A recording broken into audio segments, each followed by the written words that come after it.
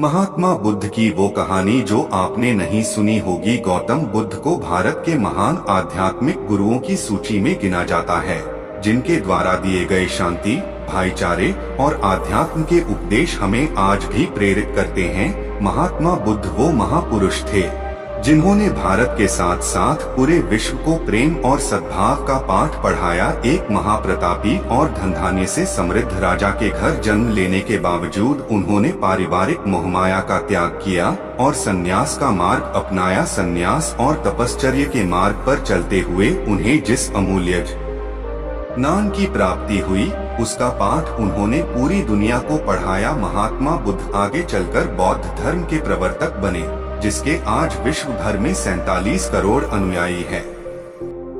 महात्मा बुद्ध द्वारा सैकड़ों वर्ष पहले दिए गए उपदेश आज भी प्रासंगिक है। तो आइए आज पढ़ते हैं महात्मा बुद्ध के जीवन से जुड़ी एक बड़ी ही प्रेरक और दिलचस्प कहानी, जिसमें उन्होंने बताया है कि आदमी की तुलना कैसे करें। एक बार एक आदमी महात्मा बुद्ध के पास पहुंचा। उसने पूछा, प्रभु मुझे ये जीवन क्यों मिला? इतनी बड़ी दुनिया में मेरी क्या कीमत है? बुद्ध मुस्कुरा दिए और उस आदमी को एक चमकीला पत्थर देते हुए बोले कि जाओ पहले इसका मूल्य पता करके आओ, लेकिन इसे बेचना मत, केवल मूल्य पता करना। वो आदमी सबसे पहले उस पत्थर को लेकर एक आम वाले के पास गया और उसे पत्थर दिखाते हुए बोला, इसकी कीमत क्या होगी? आम वाला पत्थर को देखते ही समझ गया कि ये कोई बेशकीमती पत्थर लगता है। फिर भी वह बनावटी आवाज में बोला कि मैं इसके बदले में 10 आम दे सकता हूँ। आदमी वहाँ से चला गया और एक सब्जी वाले का पास पहुँचा,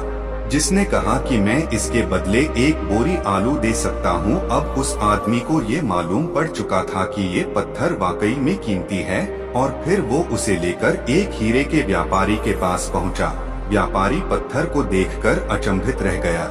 उसने कहा कि मैं तुम्हें इसके बदले 10 लाख रुपए दे सकता हूँ। आदमी महात्मा बुद्ध के पास जाने के लिए मुड़ा ही था कि व्यापारी ने आवाज लगाई कि मैं तुम्हें इसके बदले में 50 लाख रुपए देने को भी तैयार हूँ। लेकिन आदमी नहीं रुका। व्यापारी ने गिड़गिड़ाते हुए फिर आवाज लगाई कि तुम मुझे बस वो हीरा दे दो, बदले में तुम जितना धन चाहो मैं देने के लिए तैयार हूँ। आदमी नहीं माना और महात्मा बुद्ध के पास लौट गया और उन्हें पत्थर वापस करते हुए पूरा वृत्तांत कह सुनाया। बुद्ध मुस्कुराकर बोले, आम वाले ने इसका मोल 10 आम लगाया, सब्जी वाले ने एक बोरी आलू और हीरे के व्यापारी ने कहा कि ये अनमोल है। इस पत्थर के गुण जिसने जितने समझे उसने उतने मोल लगाए। ऐसा ही ये जीवन है। हर आदमी एक हीरे के समान है। दुनिया उसके गुणों को जितना पहचान पाती है उतनी ही महत्ता देती है, लेकिन आदमी और हीरे में फर्क ये है कि हीरे को कोई दूसरा तराशता है और आदमी को अपने आप को खुद ही तराशना पड़ता है। तुम भी अपने भीतर के गुणों को तराशो, तुम्हें पहचानने वाला भी कोई न कोई मिल ही जाएगा। महात्मा बुद्ध की इस प्रेरक कहानी से हमें ये सीख मिलती है कि इंसान को उसके गुणों के आधार पर महत्व दिया जाता है। उन्होंने अपने विचार और वाणी से दुनिया को शांति और अहिंसा का पाठ पढ़ाया। बुद्ध सत्य, सदर्श व धर्म पर दृढ़ रहने की बात कहते हैं। क्यों कोशिशों के बावजूद सफलता रहती है दूर? गौतम बुद्ध की इस कहानी से मिलेगी सही दिशा। बौद्ध धर्म के संस्थापक महात्मा गौतम बुद्ध के अनमोल विचारों से व्यक्ति को जीवन में आगे बढ़ने और सफल होने की प्रेरणा मिलती है। यही कारण है कि भारत समेत दुनिया भर में बौद्ध धर्म को मानने वाले हैं। गौतम बुद्ध से जुड़ी ऐसी कई कहानियां हैं जिससे जीवन में सफलता ने नए और सटीक मार्ग प्रशस्त होते हैं। सफलता शब्द हर किसी को लुभाती है और हर कोई सफलता को प्राप्त करना चाहता है, लेकिन सफलता हर किसी को नहीं मिल पाती। लेकिन आपने सोचा है कि आखिर इसका कारण क्या है? इसका जवाब आपको गौतम बुद्ध के जीवन से जुड़ी इस कहानी से मिलेगा। इस कहानी के माध्यम से आप यह जान पाएंगे कि सफलता के लिए किए जाने वाले प्रयासों में हमसे कहाँ चूक हो जाती है, जिस कारण असफलता का सामना करना पड़ता है।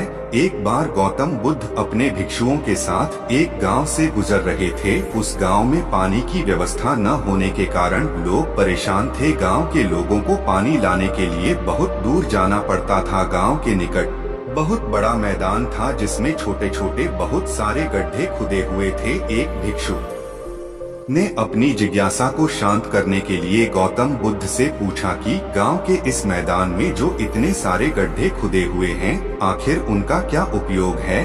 तभी बुद्ध ने मुस्कुराते हुए अपने भिक्षु को जवाब देते हुए कहा कि प्रिय भिक्षु, इस गांव में पानी की समस्या है, इसीलिए गांव वालों ने पानी की खोज में ये छोटे छोटे गड्ढे खोदे हैं। इतना सुनते ही भिक्षु उन गड्ढों में पानी ढूंढने लगता है, लेकिन उसे पानी की बूंद भी नहीं मिलती। फिर वह गौतम बुद्ध से कहता है कि इन गड्ढों में तो पानी ही नहीं है। गौतम बुद्ध कहते हैं, तुम्हें वहाँ लोगों की भीड़ दिख रही है। वे सभी लोग गांव से दूर एक नदी की ओर पानी लाने के लिए जा रहे हैं। इस पर भिक्षु पूछता है कि क्या इस गांव के जमीन में बिल्कुल भी पानी नहीं है।